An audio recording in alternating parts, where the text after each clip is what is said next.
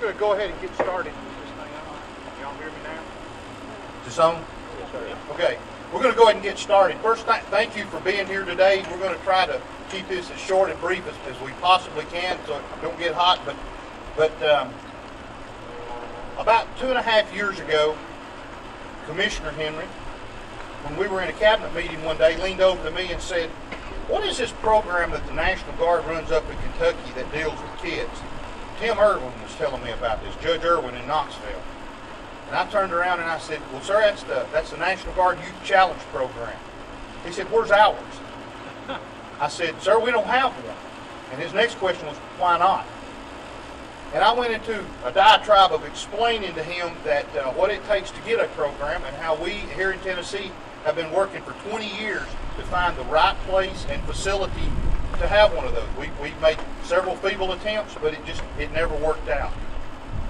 And then one night at the governor's house, at his Christmas party, his annual Christmas party, we're sitting there talking with Deputy Governor Henry and at the time Commissioner of Corrections, and we just kind of came up with the idea. And he said, "Hey, I got an idea, and I've got a place."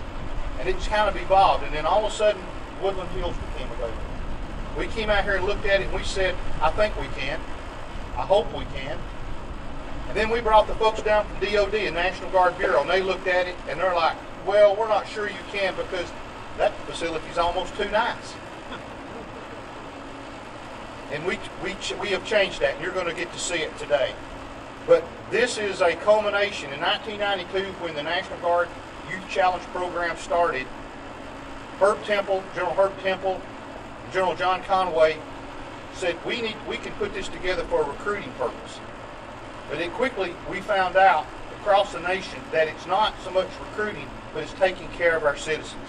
It's taking young people who may not have had all the opportunities that we have had, may have faced some difficulties, and now we can provide them a means to get back on a track to be a productive citizen. And that's what this program is designed to do. It is a 100% success story across the nation. We here in Tennessee are the 40th program, and from my contacts in the Department of Defense, they've told me that we'll probably be the last program for a very long time. So I'm so proud, Governor, that we got under the tent, through the door, we got this program going. And as I promised you, so far it's not cost us any state dollars yet, and we're gonna try to keep it that way. So what I would like to do now is introduce the guy who reignited the fuse to do this, and let him introduce the governor, Deputy Governor Jim Henry.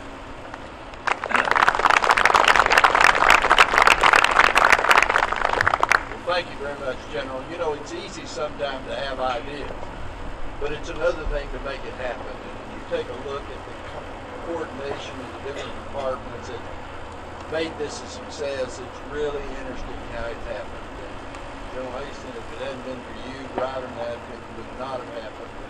Bonnie, thank you for all you've done and contributions. And Department of Corrections, Tony, it's just been unbelievable what you've been able to do with this facility at almost no cost. And Burns, thanks for your help, and all the other commissioners and the different departments and the community, you know, here was accepted of it and worked hard to make it happen. And it's just been almost 100% win. And I tell you what that excites people that deal with kids. What excites people that deal with kids is getting in and making something happen before they get in trouble, not after they get in trouble. And I think this gives us the opportunity not to have to go in the kitchen and clean up the dirty dishes, but try to help these kids on the front end and to have the kind of life that we all know that they can have. And I think it's an exceptional use. The Winsler, he deserves a tremendous amount of credit for making this happen. A lot of other people that have contributed to this. But we're just excited about this happening and look forward to starting, and I can't wait for the first graduation. But it's my pleasure right now to introduce the governor of this state. He's the greatest governor since Sam Houston. And I've known most of them in my life, so I'm a good judge of that. But anyway, it's my pleasure to introduce him at this time. Thank you.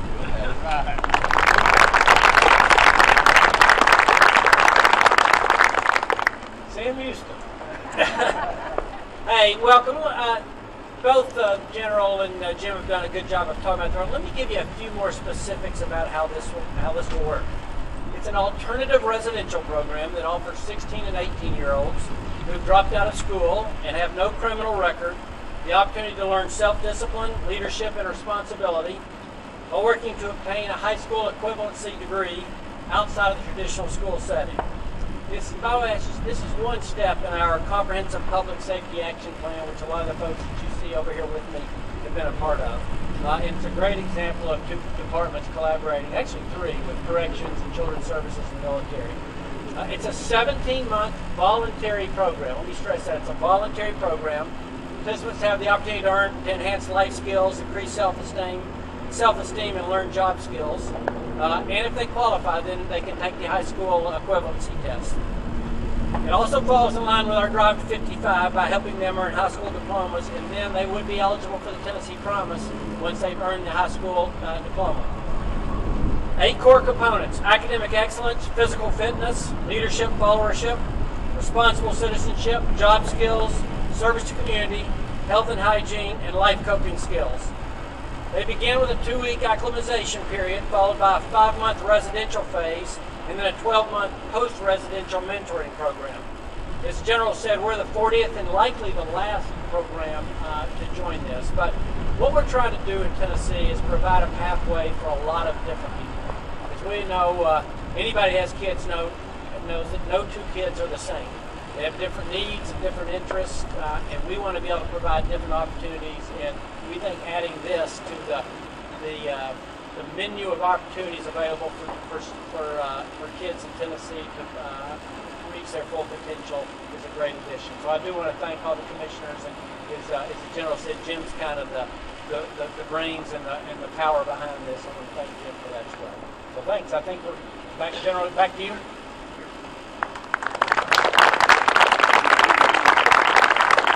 Getting ready to cut the ribbon, but there's 2 people, and Governor and Deputy Governor mentioned, and Commissioner Parker, thank you so much. This would not have happened without you and your team coming over here and helping us.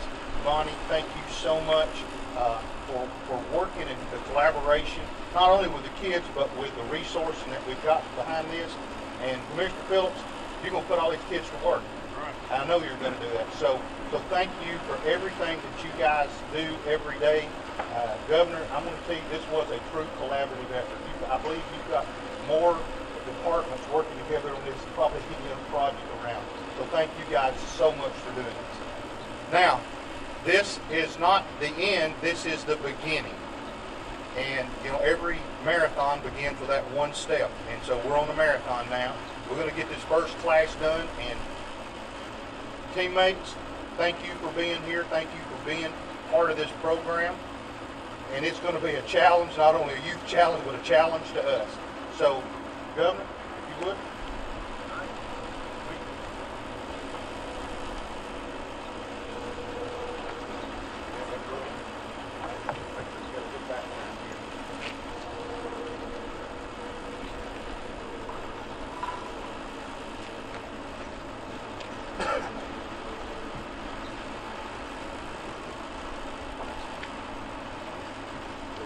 Big scissors.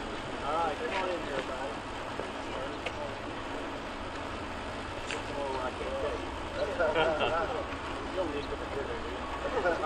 Everybody ready? Dawn, you ready? 1, 2, 3.